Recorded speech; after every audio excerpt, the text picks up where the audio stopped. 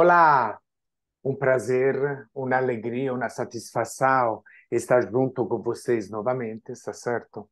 Todo mundo que me acompanha já sabe que tem convidados, pessoas, não apenas da área da saúde, mas, enfim, pessoas que podem contribuir, colaborar no grande tema saúde e leveza com Andrea Bottoni, que são justamente os meus canais no YouTube, no Spotify e em outras plataformas de podcast. Que eu quero dizer por isso, aquilo que você já sabe, mas o óbvio é bom que seja repetido, porque o autocuidado, a reflexão em cima da saúde, a reflexão de como cada um de nós pode viver melhor dentro do próprio contexto, da própria história, dos próprios desafios, nunca é demais. Refletir sobre esse assunto nunca é demais. Ter cuidado com a gente mesmo, ter um pouco mais de leveza e de gentileza conosco e com os outros, pode significar, sim, viver melhor. E aí, sem muitas delongas, está certo? Eu só vou dizer o nome, não? É alguma coisa, e depois vou deixar ela se apresentar. Maria Paula de Albuquerque, uma pessoa que eu tenho prazer, a honra de conhecer há muitos anos e que, vamos dizer, mais recentemente a gente voltou a ter bastante proximidade em projetos, tanto acadêmicos quanto assistenciais, e também em trocas saudáveis, em participação, inclusive, de atividades. E aí a gente conversa frequentemente, troca um pouco de figurinhas, está certo, sobre a vida e sobre a saúde. Ela tem um currículo extenso, ok? Ela é médica, ela é pediatra, é nutróloga pediatra, tem doutorado, e aí vou deixar contar as outras coisas com ela mesmo. Bem-vinda, Maria Paula, uma grande alegria. É com você. Fala de você, conta alguma coisa. Muito obrigada. Eu queria cumprimentar todas as pessoas que nos veem e nos ouvem. Em nome da inclusão, eu sou uma mulher branca, de em torno de 50 anos, de cabelos grisalhos, e estou aqui muito feliz de estar com vocês para poder contar um pouquinho a história, um pouco da minha história, que está muito misturada com a história do CREM, que é o Centro de Recuperação e Educação Nutricional, uma organização da sociedade civil que está completando 30 anos, daí esse nosso logo de fundo aqui, né, que é um ano de muita comemoração, mas também um ano que vem refletindo também muitos desafios, né, porque conversa também com esse cenário atual, onde a alimentação e a nutrição tem sido muito discutida, particularmente na infância, né, por conta de todas as suas implicações nas gerações futuras, mas também nesse cenário, que é um cenário bastante desafiador e de alguns retrocessos nos últimos anos, né? Então, é uma alegria estar aqui com você, Andréa, e poder falar desse tema que é caro para nós dois, porque somos colegas na nutrologia também, não é? E contar, enfim, um pouco dessa trajetória, tanto minha, pessoal, que estou há 22 anos trabalhando no CREM, mas que há 30 anos também sou pediatra e nutróloga. Então, é a história, brinco que a história do CREM e a minha história se misturam muito, né? É, gratidão, gratidão, Maria Paula. Vocês já se deram conta, está certo? Evidentemente, porque temos atrás de cada um de nós, está escrita CREM, 30 anos, o Centro de Recuperação e Educação Nutricional, que junto um pouco com a pauta que Maria Paula e eu decidimos abordar aqui nesse nosso encontro, eu friso sempre que, evidentemente, eu converso com as pessoas que participam desse canal, mas evidentemente a conversa flui de uma forma absolutamente espontânea. A gente combina apenas o tema, mas a gente não prepara as perguntas, porque a ideia é justamente uma conversa leve, non superficial, mas uma coisa espontânea, certo? E aí sim, o Centro de Recuperação e Educação Nutricional, que a Maria Paula vai conversar um pouco mais, é uma instituição extremamente séria e engajada.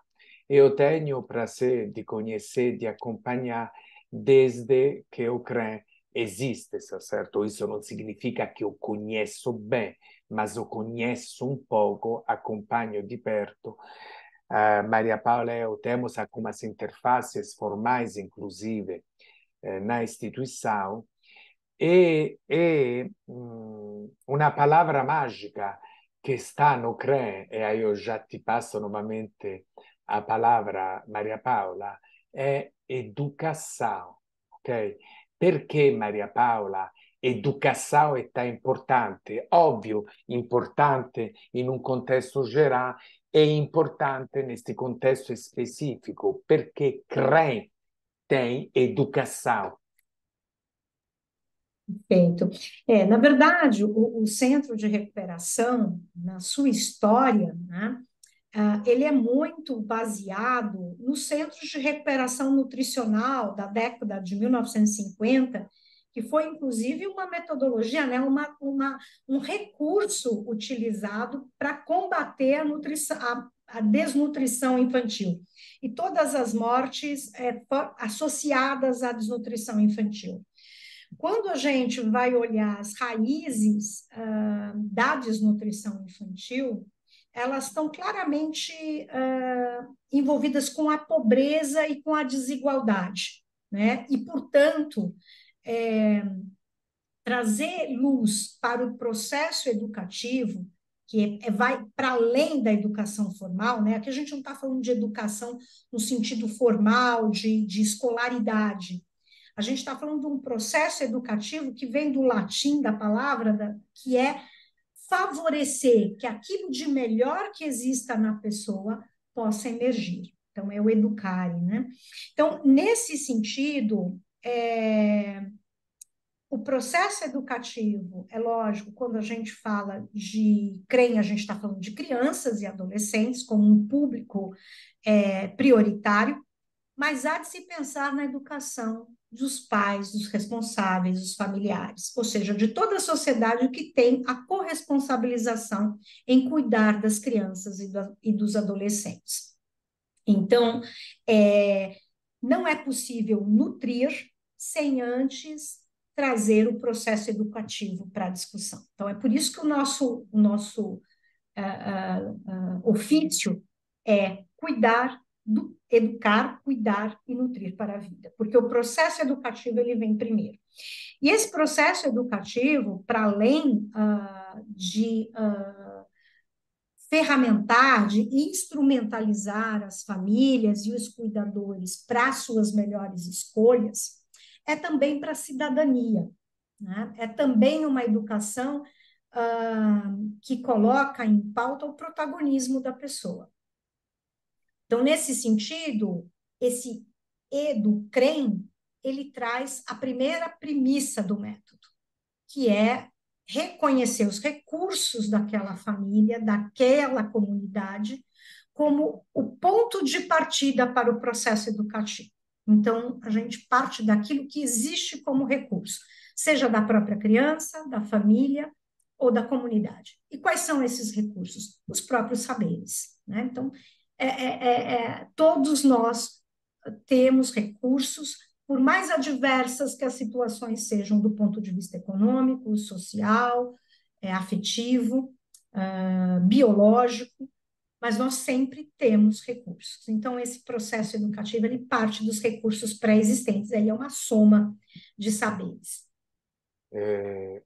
Maria Paula, você é encantadora. A sua fala é tecnicamente adequada, mas não é apenas tecnicamente adequada. A sua fala é profunda. a sua fala trasmite, vamos dizer, não apenas o seu conhecimento, mas o seu envolvimento, o seu engajamento nesta temática, que é uma temática importantíssima e que é vida. Maria Paula, gratidão. E aí eu vou fazer um paralelismo, se você me permite, não? A gente vai tentar abordar neste nosso diálogo conceitos ligados à alimentação saudável para crianças e de dar algumas dicas para uma vida melhor. Perfeito.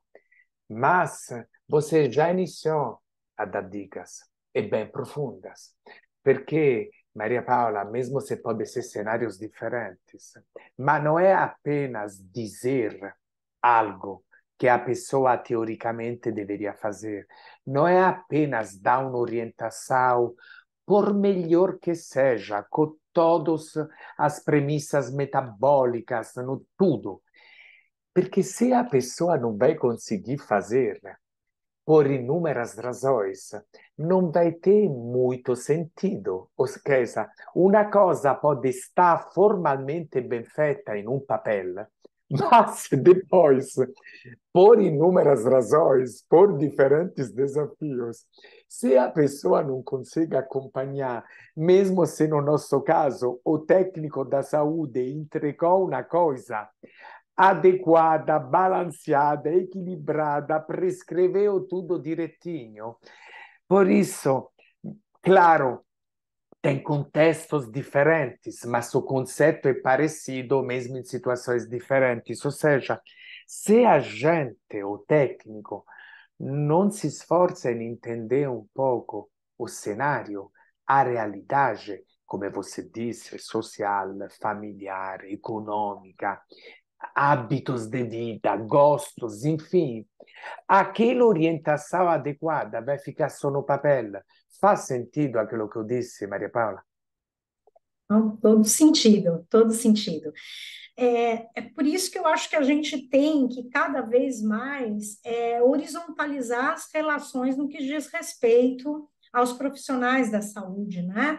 Não é que eu detenho um saber técnico e oriento, e é uma relação vertical de um saber técnico para alguém que, enfim, precisa e vai acatar esse saber. Então, realmente é um modelo fadado ao fracasso, né? Quando a gente não considera o saber do outro, não considera o significado. E quando a gente fala de comida, de alimentação, a gente está atravessando afeições e significados e uma cultura que precisa ser respeitada, né? Então, quando a gente fala de primeiríssima infância, que eu acho que é um recorte que eu queria fazer, se você me permite aqui, André, eu queria fazer um recorte, Com porque certeza. com evidências muito robustas da literatura científica, a gente sabe que essa é a grande janela de oportunidade, né? É o momento que a criança é concebida até o final dos seus 5 anos de vida. Essa é uma janela metabólica, cognitiva, emocional, que ela tem um impacto em até 3 gerações futuras. Então, se a gente quiser reduzir desigualdades, se a gente quiser uma sociedade mais justa, com uma cultura de paz, com menor criminalidade, a gente tem que investir em primeira infância, né? E essa primeira infância, ela tem que ser regada de condições que favoreçam esse desenvolvimento pleno. E a alimentação, ela é um aspecto importantíssimo nisso. E quando nasce uma criança, nasce uma mãe também. Esse é um ponto muito importante, né? Esse nascimento de uma criança envolve o saber da avó, o saber da madrinha, o saber da vizinha. Então, é um grupo de atores que estão ali para colaborar e se corresponsabilizar por essa criança, e que a gente precisa considerar tudo isso na hora que a gente vai fazer uma orientação. Então, eu faço muito recorte do pré-natal, né? Olha, você tem que comer isso, isso, isso, isso. Mas o que ela tem em casa, o que ela gosta, o que a mãe dela fazia para ela, né? Quais são as afeições que ela tem com relação a cada prato, a cada alimento, que remete à terra dela de origem. Então, todas essas características, né? Esses aspectos que são extremamente importantes na significação do comer e da comida, eles precisam ser considerados na hora de um profissional de saúde fazer essa orientação, né? Então, eu absolutamente concordo, só estou trazendo esse recorte etário, porque a gente está transcendendo a alimentação da gestante para a criança que está no ventre dela. Olha quão importante, quão cheio de simbolismos isso carrega, quantos simbolismos isso carrega, né? Maria Paola, gratidão. É a ciência bem aplicada. Não é apenas, Maria Paola, a ciência pela ciência, mas a ciência a serviço do melhor cuidado, considerando diferentes aspectos, certo? Não? Ou seja, você falou da avó, e isso, inclusive, tem um valor metabólico, no? Ma tem um valor social, cultural, gastronômico. Se a gente não junta esses saberes, tanto da evidência científica, que Maria Paola é necessária, você destacou isso, mas não é suficiente, não é apenas o guideline, não é apenas o artigo científico, é a ciência com consciência. Você pode dizer isso, Maria Paula? Então, exato, eu acho que tem um aspecto que eu queria trazer para a gente também pimentar um pouco a nossa conversa, né? É de que tem um saber ancestral e que ele não ele está num lugar menor dentro da nossa sociedade positivista. Então, é verdade que a gente tem um recorte e um espaço da academia que é extremamente importante, que é onde a gente faz a ciência no seu modelo posto, muito bem já instituído, né? Que são as provas de conceito que a gente tem ali, que é a ciência, e tem um saber ancestral e que ele precisa ser somado, né, na sua grandeza. Então, eu vou trazer, por exemplo, e você falou muito bem das avós, né, quando elas trazem os chás, né, não no período pós-aleitamento materno exclusivo, né, ou quando elas trazem as ervas, ou quando elas trazem alguma comida que remete muito à afeição da infância da mãe, né? Então, essa mistura, essa soma de muitos saberes, eles são fundamentais, porque, primeiro, você reconhece o valor do saber do outro, né? Eu acho que esse é um aspecto muito importante, principalmente quando a gente fala de populações em situação de vulnerabilidade, em comunidades precarizadas, onde o que grita é a falta, onde o que grita é aquilo que não se tem, né? Não que eu esteja querendo negligenciar a falta de acesso à educação, à saúde, mas a gente pode cair num lugar comum, André, de quando a gente chega em comunidades precarizadas, de ter lente só para o que falta.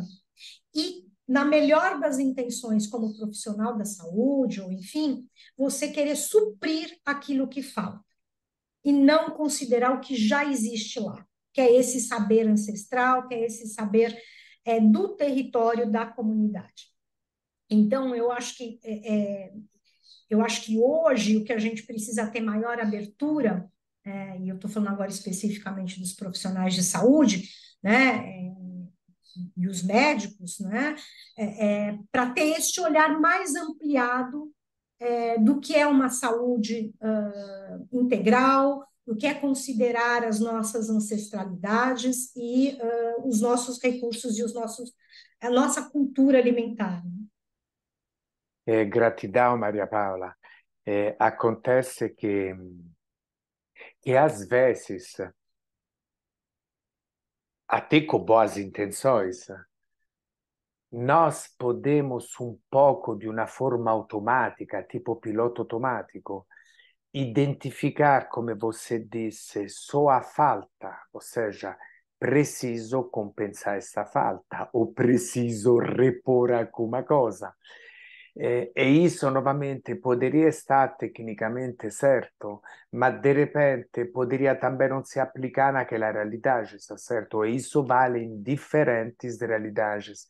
Por isso, acho que você destacou muito bem o fato que nós sempre precisamos também olhar naquilo que já existe, com menos preconceito, com mais abertura, inclusive com mais curiosidade, tá certo? É, porque quando a gente consegue integrar, aumenta a possibilidade de melhorar aquele cenário, aquela realidade, e também de poder oferecer melhores condições para o desenvolvimento, que inclusive neste caso específico é também um significado não apenas geral, mas biológico, metabólico, fisiológico, perché a gente sta falando di una fascia etaria estremamente importante e profundamente strategica para depois a evolução ao longo da vida, não? Para garantindo longevidade, qualidade de vida, bem-estar. Faz sentido? Então, perfeito, André, faz todo sentido. E um aspecto que eu acho que a gente vem trazendo luz, né, é de que esse é um papel de toda a sociedade, né? O que diz respeito à primeira infância é um papel de toda a sociedade, que vai desde do micro, né, ali no território, ali no bairro, na família, né, até o macro, que são as políticas públicas, né, e as políticas públicas no que diz respeito à garantia de direitos. Então, essa questão do, do, do trazer a pessoa para o centro, né? E esse processo educativo, aí a gente volta para o começo da nossa conversa, que é o favorecer que o melhor da pessoa apareça, né? Que a gente faça florescer, né? Esse melhor da criança, da mãe, da família, é um aspecto que eu acho que efetivamente é trabalhoso, né? É um trabalho no sentido de que não é nossa cultura, né, em termos ocidentais, esperar o processo ou acompanhar o processo. A gente tem muitas vezes um imediatismo, né? Então, eu estou dizendo isso porque essas resoluções ou essas intervenções verticais que já trazem uma solução já pronta, muitas vezes elas não funcionam, inclusive, porque a comunidade não se reconhece nessas intervenções verticais, né? Ou seja, um saber que chega. Então, tudo precisa de um relacionamento, tudo parte de um relacionamento, né? E quando a gente vai olhar para a primeira infância, é preciso primeiro se relacionar com essa mãe, preciso se relacionar com esta avó, entender, né, os recursos para fazer com ela. Né? Eu acho que essa é uma característica que o CREM, nesses 30 anos, vem apostando, que a gente não faz pela pessoa, nem para a pessoa, mas a gente faz com a pessoa. E fazer com, às vezes, é mais difícil dentro desse nosso contexto cultural e social, né? Muitas vezes a gente, nesse modo de operar que não é coletivo, né? Que a gente tem grande dificuldade de operar no coletivo, que isso possa ser favorecido, né? Então, absolutamente concordo com você. Maria Paula, você é espetacular. A sua fala sta me fazendo refletir e spero che possa gerar reflexões também em que está ouvindo, acompanhando, assistindo. que eu vou te dizer por isso, Maria Paula, você falou, não? Mais no início da educação, do significado da palavra, que não é apenas uma questão técnica, eu te falo o que você tem que fazer, mas é tentar colaborar juntos, a se tornar mais protagonistas, certo? Mais responsável, mas não no sentido daquela responsabilidade, como você disse, de fora para dentro, ou de cima para baixo, entre aspas, mas juntos, estamos juntos, e tentar otimizar os recursos que existem, e depois, eventualmente, tentar compensar outras questões, mas partindo também da sabedoria interna, do bom senso, tá certo?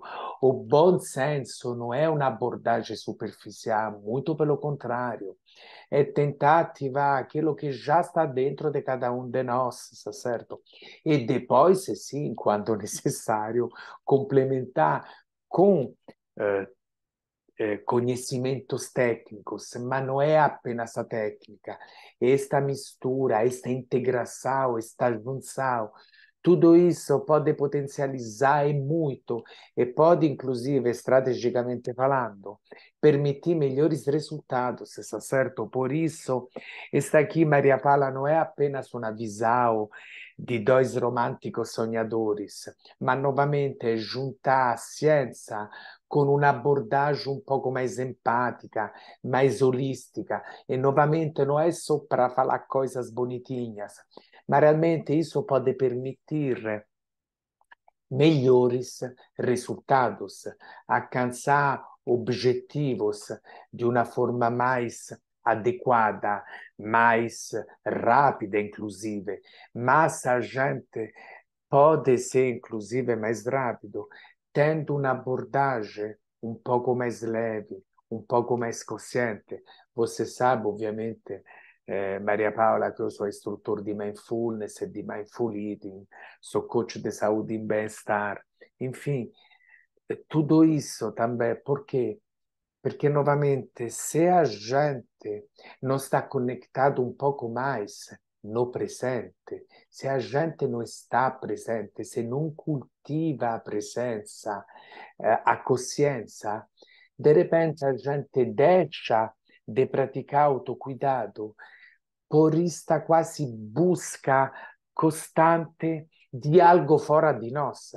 Isso não significa que a gente não possa aprender algo que a gente não sabe, mas também a gente tem que valorizar, porque isso pode favorecer, com um pouco mais de compaixão conosco e com os outros, o cuidado e autocuidado. E acredito eu que dentro desta realidade que você bem conhece, Maria Paula, isso pode ser mais um elemento quase que essencial. Faz sentido?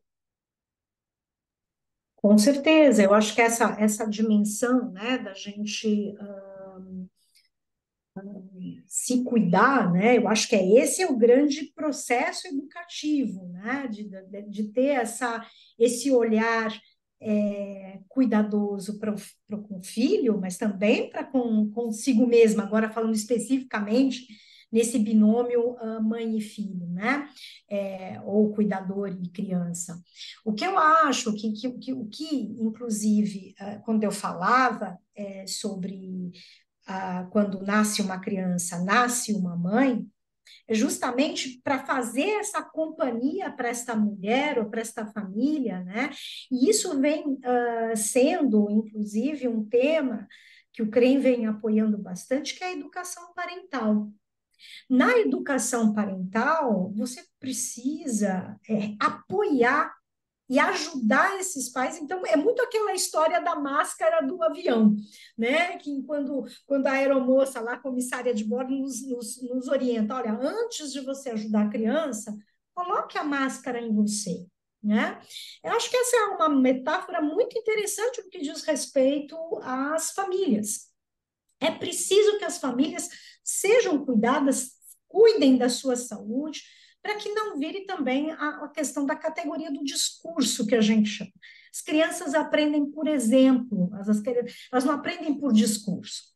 Então, se a mamãe, né, ou papai, né, estou dando assim, vou fazer uma caricatura agora, né? A gente sabe que a gente precisa, para ter uma vida mais saudável, aumentar o consumo de frutas, legumes e verduras. Isso é um mantra da OPAS, né, do Ministério da Saúde, da Sociedade Brasileira de Pediatria. Mas se a mamãe e o papai não comem a fruta, o legume e a verdura, não vão à feira com a criança, não vão na horta, não vão pegar fruta no pé, isso fica desconectado. A criança ela precisa ter a experiência completa, né? Por isso que criança e natureza é uma pauta tão importante para a gente. Não basta você colocar a frutinha no prato da criança, a criança precisa ir no pé da fruta, né? Na horta, na feira, ter aquela explosão de cores. Então, tudo isso para dizer que a gente precisa cuidar de quem cuida, né? E esse cuidar de quem cuida é esse olhar de compaixão que a gente tem para com as mães, que muitas vezes precisam ser cuidadas para poder expressar uma maternidade, uma maternagem, né? Quando eu falo de mães, eu estou falando de pais, de avós, de tias, eu estou falando daquela pessoa que cuida da criança, né? Então, cuidar de quem cuida é fundamental, Andréa, e isso tem sido um dos aspectos aí da educação parental que o CREM vem apostando junto aí com parceiros, né, da nossa rede de sociedade civil organizada. Gratidão, Maria Paula. E você, mais uma vez, com muita sabedoria, com equilíbrio, com profundidade e com leveza, deu mais algumas dicas extremamente importantes, porque você mostrou quanto autocuidado pode também te permitir de cuidar melhor de que você quer cuidar, de que você ama, porque às vezes a gente pode falhar, mas não porque não quer cuidar ou quer fazer não bem feito, mas porque às vezes, se a gente não se cuida, pode se perder um pouco no cuidado. E também você fez um outro exemplo, que é que não sabe fruta, verduras, mas não é suficiente saber, tem que vir de dentro, tem que ter intenção genuína, e por isso, novamente, não é suficiente alguém te dizer faça isso, isso, isso, se você não tem presente isso, se isso aqui não é um hábito. E como você disse, outra dica importantíssima é o exemplo. E isso não significa que se alguém está escutando, está acompanhando, fala, pô, é verdade, eu nunca faço isso. E aí tem a vontade de se julgar, ou quase de se punir. Pô, viu? Agora, se isto faz sentido para você, aí cada um pode tentar como introduzir alguma coisa, que não significa mudar radicalmente a nossa alimentação. E isso se aplica também a outros aspectos. Exercício físico. Ah, não faço nada há 5 anos e agora vou iniciar a praticar 150 minutos por semana. Não funciona assim. A gente não é virar uma chave, é aos poucos. Quando a gente percebe isso, a chance de fazer alguma mudança, se a intenção é genuína e se a gente tenta se julgar menos, podemos de fato melhorar alguma coisa. E se a gente sente que faz bem e que faz sentido, aos poucos a gente pode mudar um pouco mais. Aí, novamente, Maria Paula, gostaria que você frisasse por isso, que não é chegar lá naquela realidade, oh, faça isso, isso, isso, e tentar entender. E aí, se a pessoa percebe que tem a capacidade de se cuidar mais, isso pode significar depois também cuidar melhor do outro e de que estar no seu ambiente. É isso, Maria Paula? Sim, sim, eu acho que é importante você ter trazido essa questão do julgamento, porque quando a gente provoca uma reflexão, até por uma questão cultural também, muitas vezes vem a culpa, né? Vem, olha, não, isso não está acontecendo. Então, é muito importante a gente despertar a reflexão e a motivação, né? E menos culpa, né? Então, esse é um aspecto que você colocou que eu acho muito interessante de reforçar aqui, né?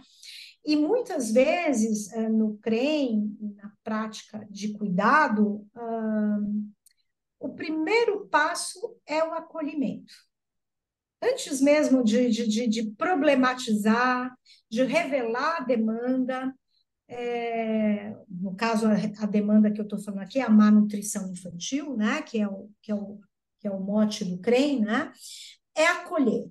E esse acolhimento, ele vem de formas muito delicadas, né? Por exemplo, uma reunião onde se coloca as frutas, numa reunião onde se chama as pessoas pelo nome, onde tem uma música agradável. Então, esse cuidado, não é um cuidado que implica é um cuidado que implica em acolher, né? Acolher a pessoa, se conectar com ela, para que ela possa se sentir num ambiente seguro, né? Até para poder colocar em voz alta essas reflexões. Então, a experiência que a gente tem no CREM, com esses espaços de acolhimento, traz um desejo depois, uma reflexão para a mãe também observar o que está acontecendo na casa dela. Então, ela vive uma experiência e essa experiência, muito mais do que a fala, traz essa reflexão. Então, por exemplo, eu vou dar o exemplo aqui do grupo Passo Inicial, né, que é um grupo que tem para as famílias que estão chegando no CREM para iniciar o tratamento. Então, esse passo inicial ele é feito num ambiente agradável, sempre com uma mesa que tem ali suco, frutas, um bolo que é feito lá pelas nossas pela nosso time, né? Geralmente são bolos meio inusitados, bolo de abobrinha, enfim, tudo até para provocar a reflexão nas mães. Mas é esse espaço de acolhimento que é cuidado, né? A forma como se trata, como se fala, é como você disse no início, parece óbvio, Andréia, mas não é, porque a gente, principalmente quem trabalha nos equipamentos de públicos, sabe também como o profissional está desgastado, principalmente depois de uma pandemia que nós vivemos. Então, assim, cuidar disso é também cuidar do profissional de saúde, né? É resgatar o profissional de para o profissional de saúde uma outra forma de se conectar com a família e com a criança que está ali sendo assistida. Então, eu acho que se a gente cuida muito do acolhimento, depois as experiências que são feitas não só com a criança, mas com a família também, de mostrar uma outra coisa, elas vão acontecendo ao longo dessa trajetória que a família faz no CREM, né? Então, eu absolutamente concordo. Muito obrigado. Eu espero que estas dicas possam ter gerado, estejam gerando, o que pode propiciar reflexões realmente sobre a importância do autocuidado e de ser gentil consigo mesmo e com os outros. E aí, finalizando esse nosso encontro, eu te agradeço profundamente, Maria Paula, mesmo. E se você quiser fazer um fechamento, eu junto com você, evidentemente, agradeço o CREN, Centro de Recuperação e Educação Nutricional, 30 anos com ciência e com consciência no cuidado. Gratidão. Bom, obrigada, André. É uma alegria estar com você, né? A gente tem aí uma amizade de longa data, o CREM, enfim.